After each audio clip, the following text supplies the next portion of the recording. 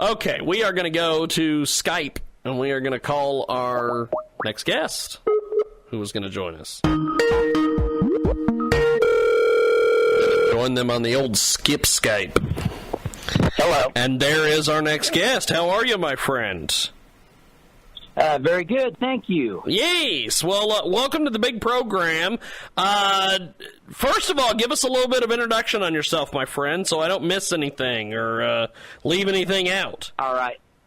All right, kind sir. I am Tommy Barton. I am the lead vocalist of the rock band Jett Blakk, who took a top 200 rock album. We got the top 200 rock release for 2016 in Music by the Times. We recorded in Nashville with a Grammy Award-winning engineer at Malloy Master Tracks in 2014 and released the album. And it is international. It has gone over into France, Germany, Italy, the UK, Japan, as well as in the States. And right now we're just trying to get the band out there and get a massive PR push and bring rock and roll back to the forefront. That's awesome. That's awesome. We have got a great guest with us today. They join us live here in our big broadcast. And so from time to time we have, I don't have my co-host with me today, but usually when she is here, she is all about stalking people on social media. So go ahead and tell us how we can find you on social media, websites, all these things, man. Okay, Jett Blakk Music. Well, no, that's my email, obviously. Okay, jettblakk.com. And the proper spelling of Jett Blakk is JETTBLAKK.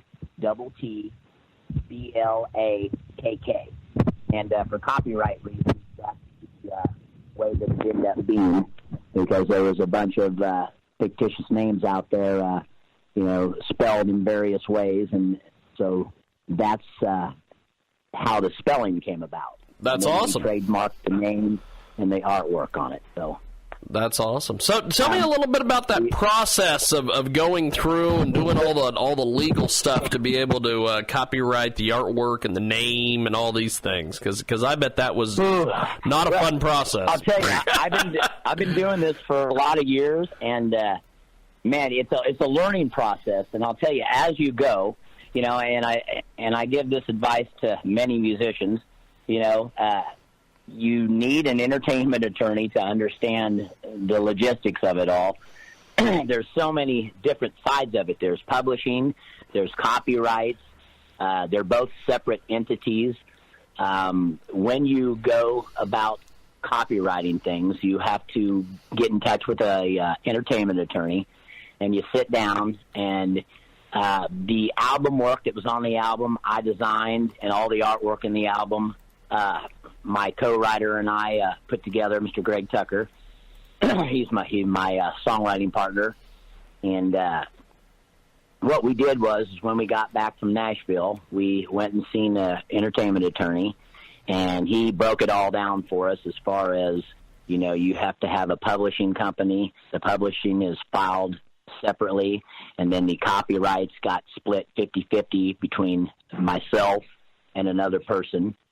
And basically at that point, once the Library of Congress gets the right information, they catalog it, and you're good to go. So you get a Library of Congress number, and you're taken care of. But it is quite a process. It's a heck of a deal. It's easier to just go it's just easier to go make music. It is. If it was that easy, everybody would be doing it. I know. We'd all like to be rock stars. That's right. That's right. Well, I interviewed a rap guy by the name of Tech9, who basically built himself up from being a local rapper to being a big deal. And I asked him. I know Travis. That's awesome. That's awesome. Yep, he said very good friends with Travis. He said music publishing. He said that most of these artists don't bother to get their names copyrighted, don't bother to get any of this crap done. So yes, clear down to even your likeness. they can use your likeness without your permission if it's not copywritten. Yes, yes, very much so. Very much sound so. recording for movies, there's a PA form and an SA form, or an SR form. SR stands for sound recording, and yes. PA is the publishing.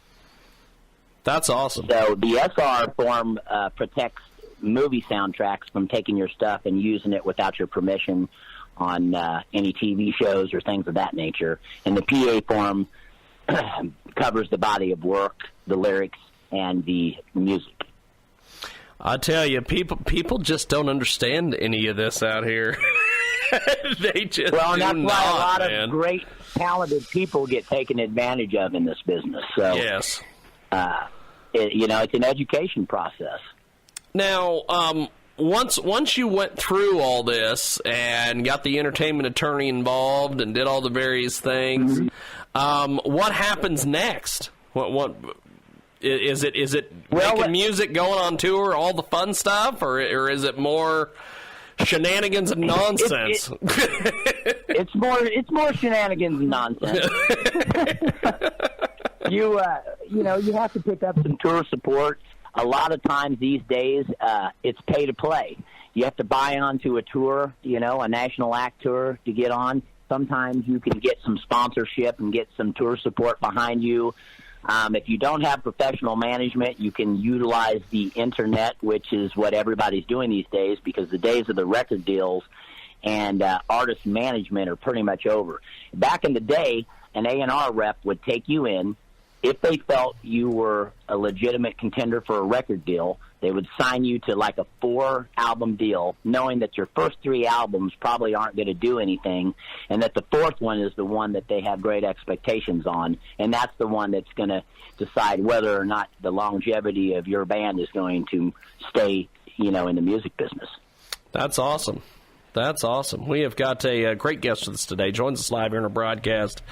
And so tell us a little bit about, okay, you've went through and you've done all the licensing and contracts and all these things. Going through and getting the, getting the websites and getting the social media and everything set up, because you sound like a guy who isn't just going to go set up a Twitter account. You're going to go get that blue check mark and get verified. Well, I can tell you this.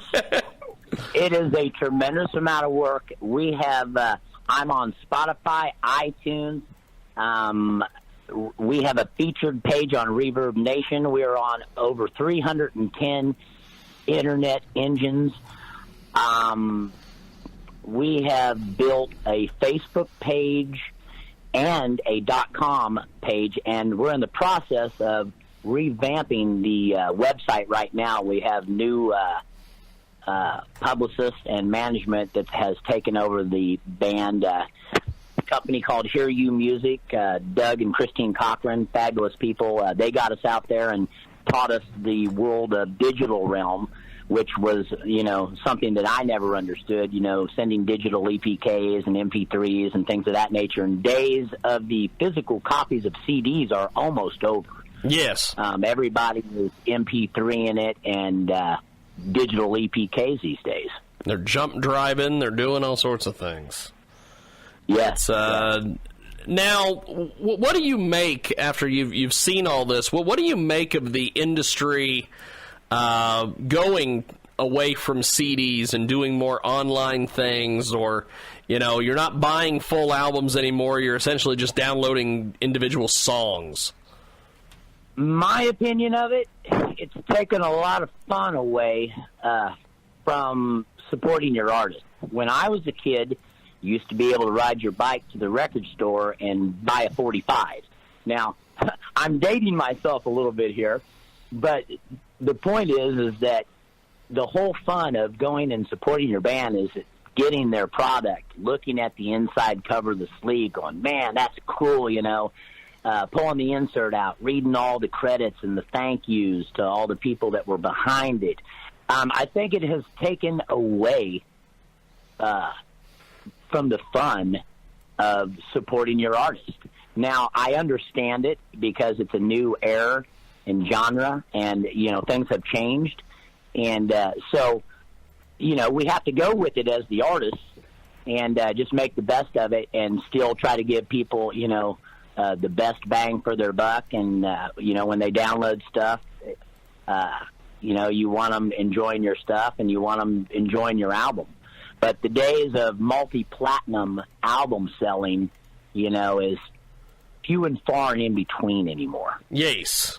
It is a situation where you're, pretty much just going to do your thing, and hopefully you put out some good songs because people ain't going to buy the whole thing. They're going to buy individual tracks. Exactly.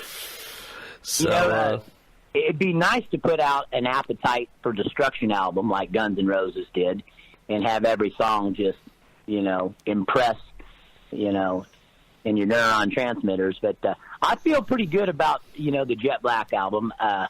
We were a bunch of guys that came out of nowhere and basically put an album out, after years of being out of the music industry. And before we knew it, we were being told that we had a top 200 rock release. So we were very grateful and very proud to have been a part of it. And now, our goal is album number 2 and a top 100 release.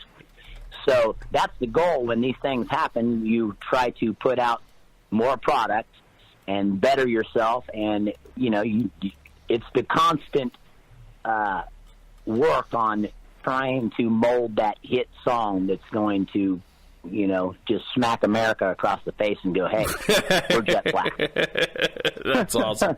Now, being around a lot of these artists, and you mentioned earlier, knowing Tack and everybody. What have you seen that artists are doing these days that they weren't doing back in the day when you were starting to create music? Well, I think social media is such an incredible tool, but it can hurt you just as much as help you. So if I would say anything, I would say that artists are being very conscious about utilizing the internet and social media and catapulting their success into that next level of, national and international reaching your fans. Yeah. That's awesome. Does that make sense? Oh yeah. I think it's great. We've got a